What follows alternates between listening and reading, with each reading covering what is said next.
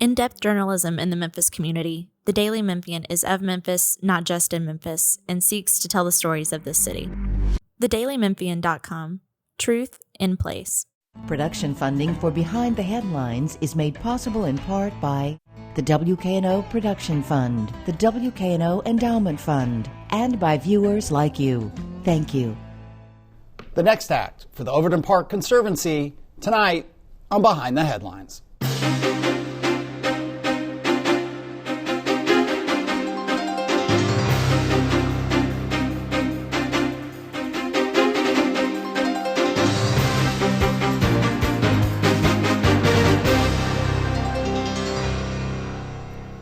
I'm Eric Barnes with the Daily Memphian. Thanks for joining us. I am joined tonight by Tina Sullivan, the Executive Director of Overton Park Conservancy. Thanks for being here. Thanks for inviting me, Eric. And Bill Dries, reporter with the Daily Memphian. So, Tina, after 12 years as Executive Director in a cushy, very relaxing, low-stress job at a park that is just, had no controversies, no trouble, is rolling in cash, you are retiring at the end of this year, I think, is basically the plan. So, thanks for everything you've done. Okay, so we have to say this thing, that you and I are friends. We became friends. This is also a disclosure for my inappropriate behavior throughout the show we're about to do. That we got to be friends when I was on the Overton Park board many years ago, and then was board chair during a lot of the controversies and the challenges around the greensward. So just very grateful for that, Eric. Yeah. Why now are you retiring? It's a great time to step off and recruit the next leader. We're in a relatively stable position. There are no controversies brewing. We're looking ahead at some exciting periods of growth, and I think this is a wonderful time to have somebody with a forward vision and some fresh legs. So it's a good time. You are essentially, you were the second executive director. George Cates, may he rest in peace, was the original, one of the founders, he would say, of the Overton Park Conservancy, and served in a volunteer capacity as executive director. There's so many things, questions and things I can talk about, and so many things I can't talk about with you on air, but I mentioned the greensward controversy, and I mention it now only in two ways I want to talk about. One, that it is so pleasantly and wonderfully resolved, and beyond resolved, where the zoo and OPC, through your work and the work of other leadership at the zoo, has this great relationship now. But if you were to tell someone who knew nothing about that, someone who's watching this show, when I reference the greensward controversy with the zoo, how do you summarize it?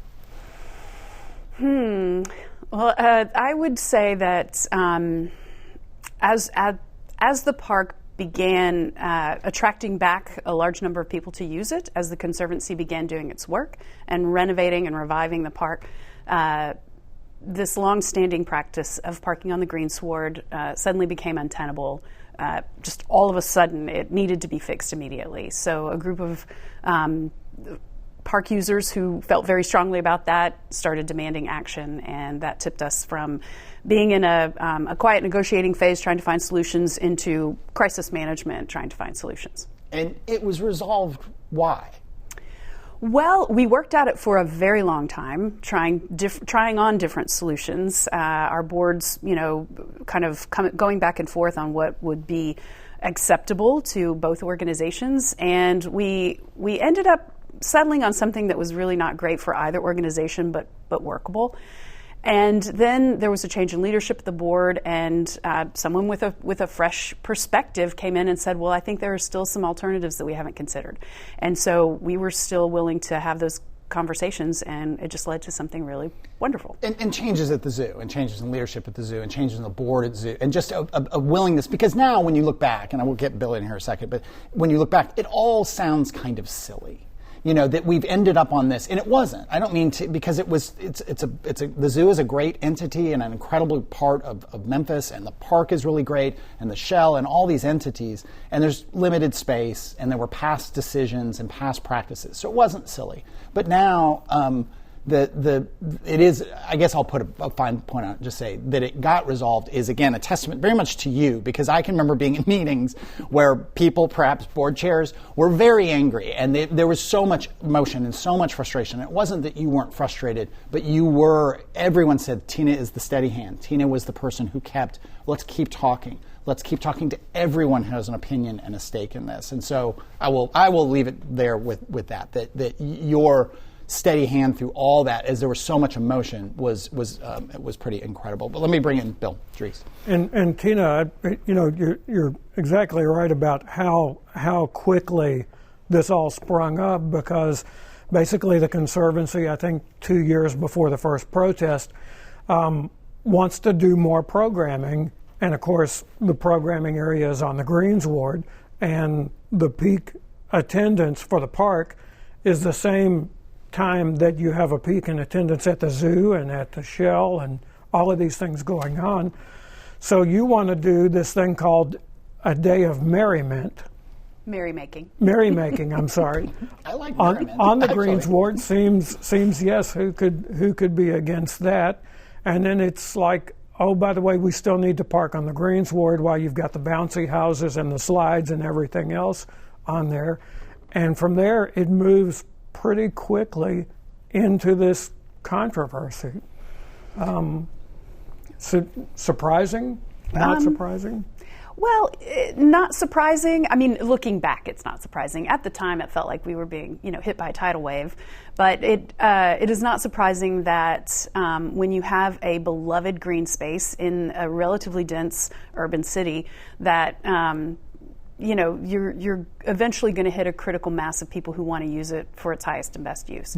And parking had been a convenient, easy solution to a parking challenge for many, many years.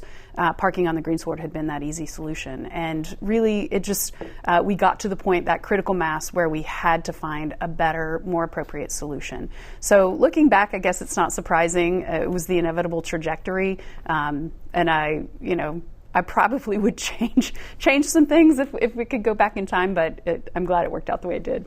Well, and also my question about what was going on in the inside is, okay, so we have what looks like a solution, and it's announced with a great deal of fanfare, and then it turns out that's not the solution, and then there's another one, and it turns out that's not the solution. I kind of had the sense that while you're watching this, you kind of know it's not completely settled. Well, I secretly hoped at the time that wasn't where we had to go. I hoped that we could still find something. And Eric alluded to the fact that we were willing to listen to every single person who brought an opinion to the table. And so a lot of good solutions came from just sitting and having coffee with park visitors who had really strong opinions and wanted to share them with me. And some really good ideas emerged out of that. So a sense of what park visitors really wanted to see and what was important to them came out of those conversations. So understanding that big tract of forest land that was behind the fence was very important and would be a wonderful negotiating tactic or negotiating point, that came out of conversations with park visitors. Right. It seemed as if it was kind of a point of, okay, we've come this far, can we go a little bit further? Right. Right. For those not as close to it as us, because Bill has been reporting this, I obviously lived it, you really lived it. The ultimate, the solution to the parking situation, which now seems just so great and sort of obvious, was not. There was a point at which we compromised, and they were going to come. The parking lot was going to come a bit into the greensward, and we were going to kind of reconfigure and do a deck over by, to the west of the park or west of the zoo. In the end, the solution is what? So we don't give up any of the greensward. It remains intact, and I'd love to come back and talk about what we're going to do with that space. Yes, we will get there. Yeah. Yes, I promise. We get that large chunk of forest land that's behind the fence currently. We get that back about and add it to 15 acres. I think it's probably closer to 15 because there has to be a boundary between the zoo fence and the park users. And then we are taking the southeast corner, which has historically been used as a maintenance yard for the city of Memphis since maybe the 30s. And that entire property was vacated by the city of Memphis, and we're sharing that with the zoo.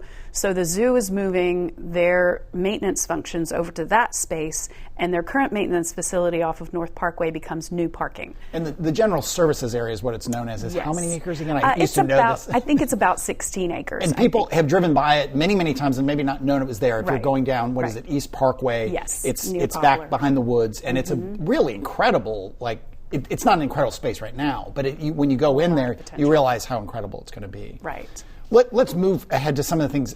I mean, we could go through so much past of Overton Park and Overton Park Conservancy, but let's talk a bit more about things that are going forward. What's going to happen with those 15 acres? There's plans around Rainbow Lake. There's plans for the southeast corner that are coming together.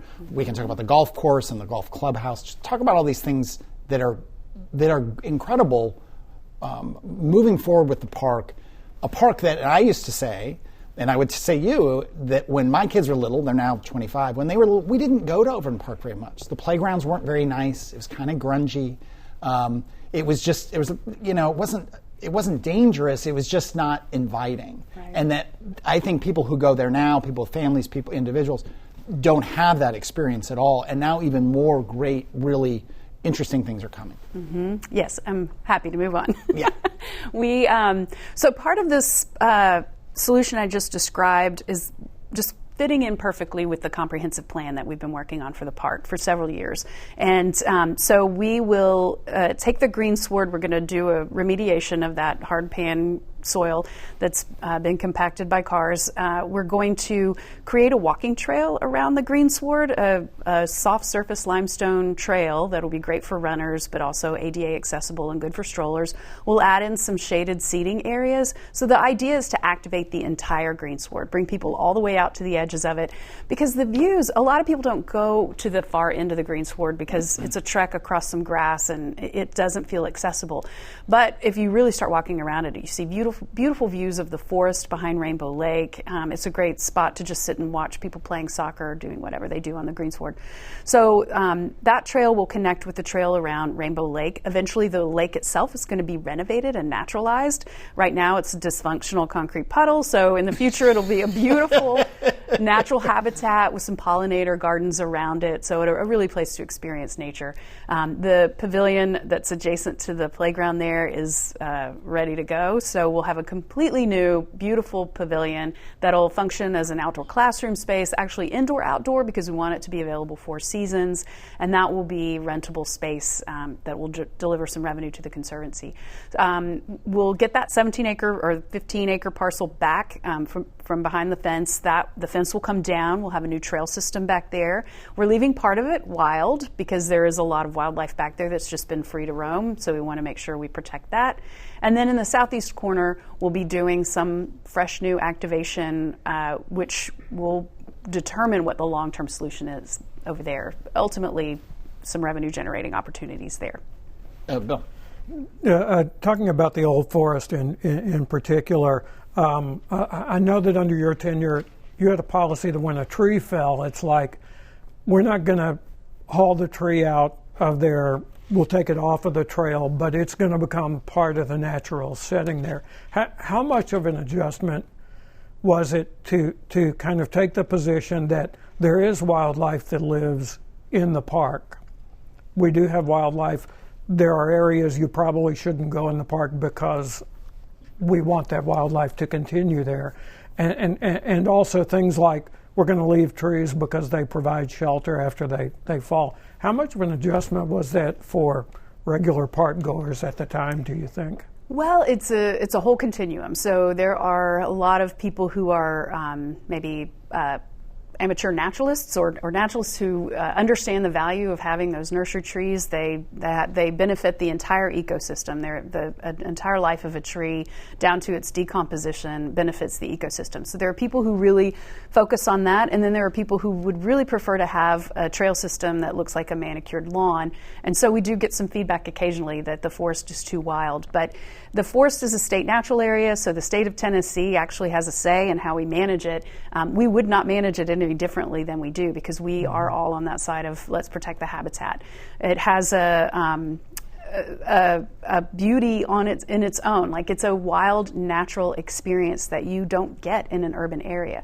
It's the only urban old-growth forest in the southeast United States. So you just don't get a wild nature experience that's adjacent to the most popular bus line in the city. Mm-hmm.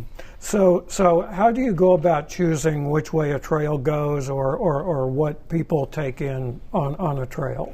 Well, we hired a trail designer to come in for that section of forest, and he intentionally brought the trail to some of the really interesting features that exist there naturally. For example, there are some fallen trees that are early in their decomposition, and they've created this beautiful sculpture. So he brings the trail close to that so that you can see it, but then also maximizes vistas. So there are points where you get to see some sycamores that really stand out in the forest. In the winter, they're bright white bark. In the fall, they just have these really big, beautiful leaves.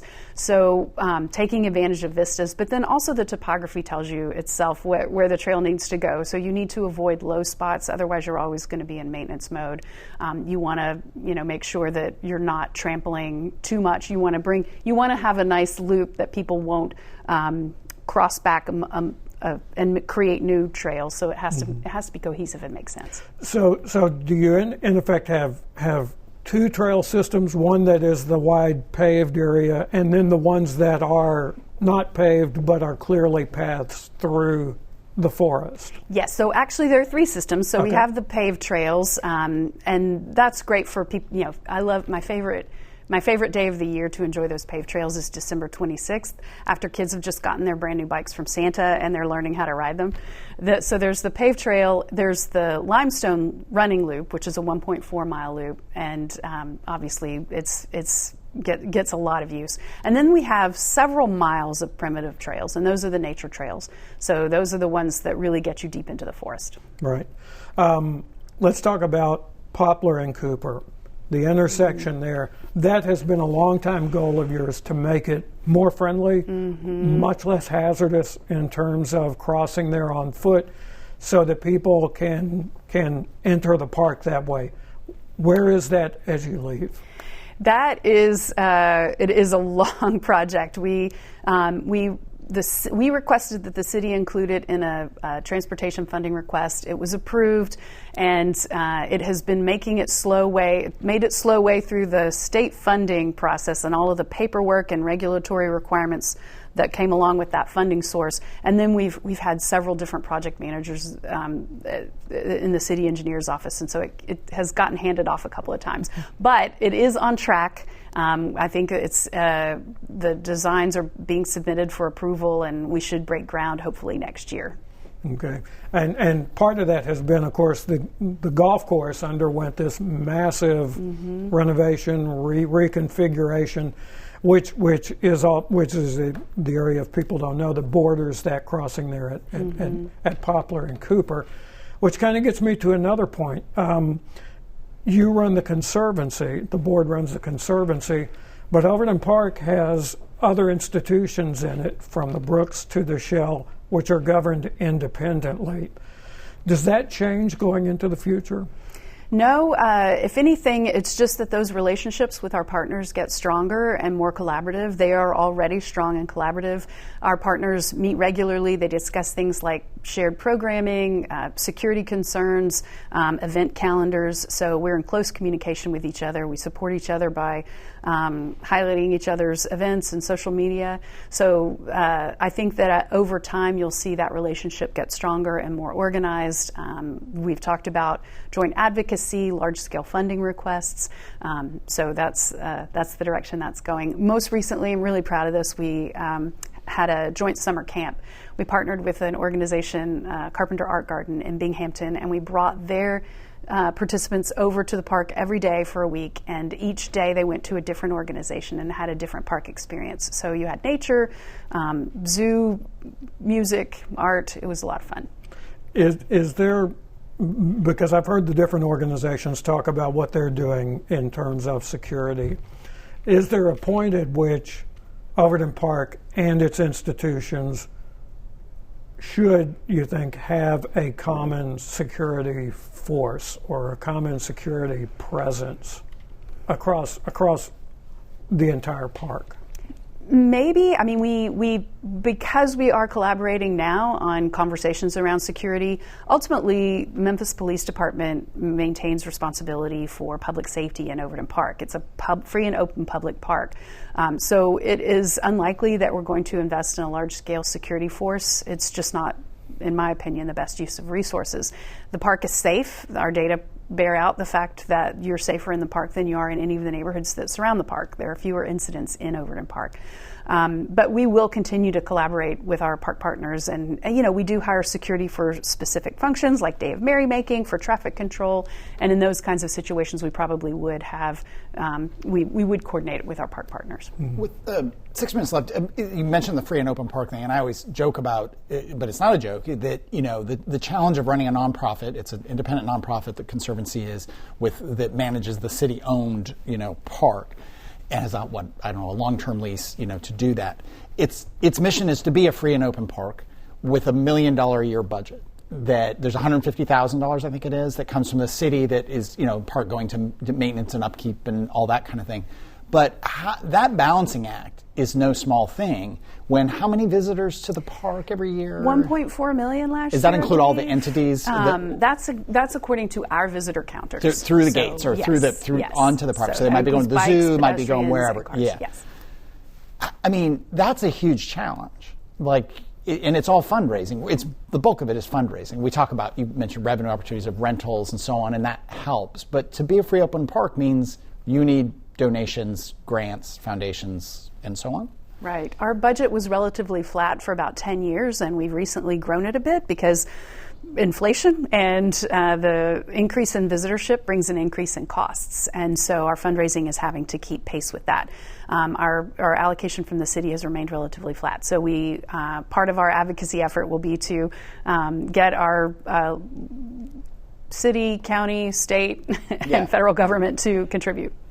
Over I mentioned before that, again, when my kids were little, the park was not welcoming, really. It was a beautiful space, but didn't have good restrooms and all the kinds of things that families want and individuals want and so on. And at that time, 25 years ago, there was no green line. There was no Tom Lee Park hadn't been done. There weren't the connections and the bike paths over the river and all this sort of greening. So from the big picture, Overton Park was one of the first, not the first out. I mean, Green Line was really early. Your take now on Memphis as a whole, the region as a whole, in terms of their take on green spaces and connectedness, it's a lot different, but maybe with a long ways to go. Yeah, that's a great way to characterize it. I think Shelby Farms Park was a pioneer. We modeled our conservancy a little bit after theirs, and then as the city began adding these green spaces and trails, and now that Tom Lee Park is online, I think that, so when Jen Andrews and Carol Coletta and I get together, we talk about how do we use the work that we've done to lift up a desire for better parks in Memphis. We need to make that a priority for our city. Great cities have great parks. So we're on our way. We do have a lot of work to do. I know that we had a large infusion of money from the Accelerate Memphis program, and so we've seen some renovation in the other parks across town, and I think that will just continue to increase momentum towards becoming a greener city. Bill, just 3 minutes left here. Do we as Memphians have different expectations of Overton Park and use it differently than we did before all of this started happening? Absolutely. I was in the park yesterday. I rode my bike to work and I just did a park inspection at the end of the day. And 12 years ago, it would have been pretty empty on a Wednesday afternoon, and it was thriving. There were so many people. There was a couple that looked like they were on a date, and he was teaching her how to ride a skateboard. And there were families on the playgrounds. It was thriving and bustling. There's always been a strong culture at Overton Park. There were a few intrepid souls who were running the trails even when the park didn't feel safe and welcoming. But now it feels so inviting, and it's just thriving. We've seen the development of some apartments on the eastern side of the park, on the other side of East Parkway, where you have the wonderful bicycle gate, I call it. Mm-hmm.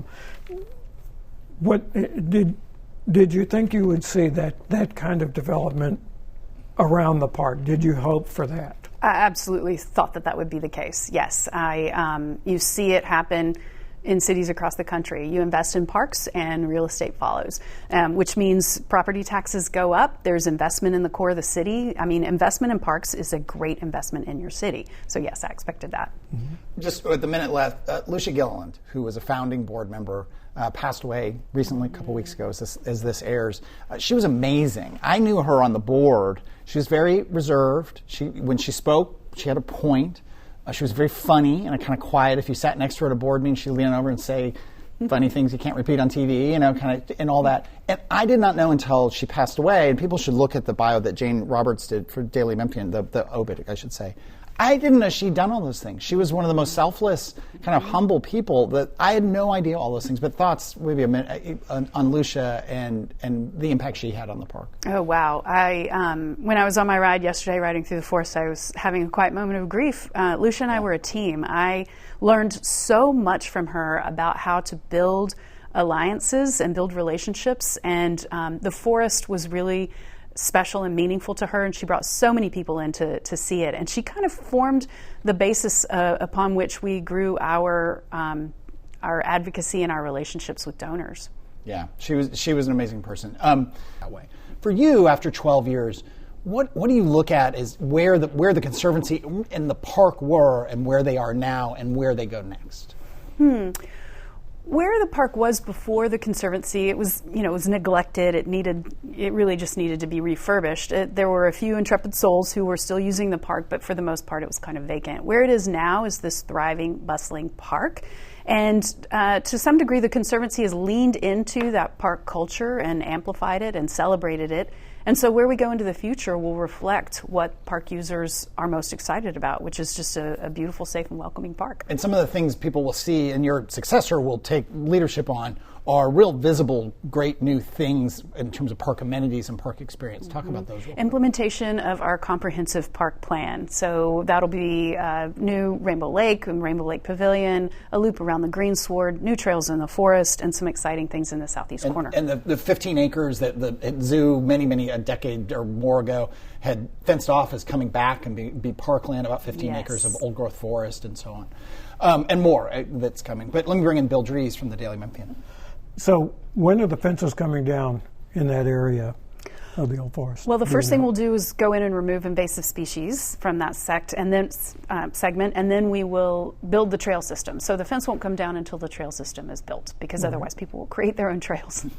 We talk a good deal on the show about the whole greensward controversy. I want to touch here on something a little bit different, and that was the COVID pandemic.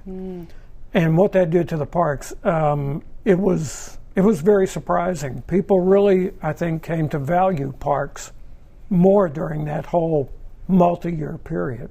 Right. It was, we struggled actually to try to keep people to stop congregating, because at the time we were worried that outdoor congregating would be, contributing to the spread of COVID. So we have heard over and over again that the park kept people sane during the pandemic, when a lot of nonprofits saw their donations drop off because people were really concerned about the economy. Our donations surged because people really did understand the value of what we were providing. Right. And just touching on the greensward discussion, basically this came up as there was more programming in the park. So some of the conflict there was a function of the success of the Conservancy and what was happening in the park. What do you want to say about the path of this? Because there were solutions, and then there were other solutions, and we kind of went through several solutions before we got the final one. Well, what I would say is the lesson is that there is usually a wonderful path forward if you stay at the table and continue talking about it. I know that there was some impatience to get this problem solved quickly, and it did not get solved quickly, but we got to a really wonderful solution. So just keep looking for the right solution. There was never any impatience from certain former board member and board chairs. There was nothing but patience and calm, and never any heated anything. No voices. No voices. I was calm the whole time. The joke was that my job for a while as board chair, I'll go and say this story, was we would go to really heated meetings, and I would go buy you a glass of wine and beg you not to quit. And you were never going to quit, actually. But maybe it was me that needed the wine and needed not to quit. But again, I want to say, The zoo is always great. The zoo is a great entity. It's just change and time, and the credit that you get is you, Tina, should get for staying the course, being steady, bringing people together, meeting with everyone. People who love the park weren't always in agreement about these issues, and so it was really. I will use up a bit of our end time here to thank you for everything you did for the park and the legacy that you've left with Overton Park Conservancy, and that we can look forward as people who love that park to all these new great things. We can look and say that the partners meet all the time, talk, collaborate, and do all these amazing things. So I will say this is not very objective and not very journalistic, but thank you, and thanks for what you've done. Thank you. So I was going to ask you what next, but we're out of time, and I don't think you'd answer that question anyway. I think you told Jane Roberts that you're doing a big vacation, much deserved. Thank you, and I will see you soon. Thank you, Bill, and thank you all for joining us. Recent shows we've had Frederick Agee, a district attorney from the rural counties around Memphis. Really interesting conversation. You can get that at WKNO.org. And coming up soon, Paul Young in a couple of weeks, the Memphis mayor, as well as Marie Fagan, school superintendent, in a couple of weeks. You'll be able to get all those at WKNO.org. You can get the podcasts of the show wherever you get your podcasts. Thanks very much, and we'll see you next week.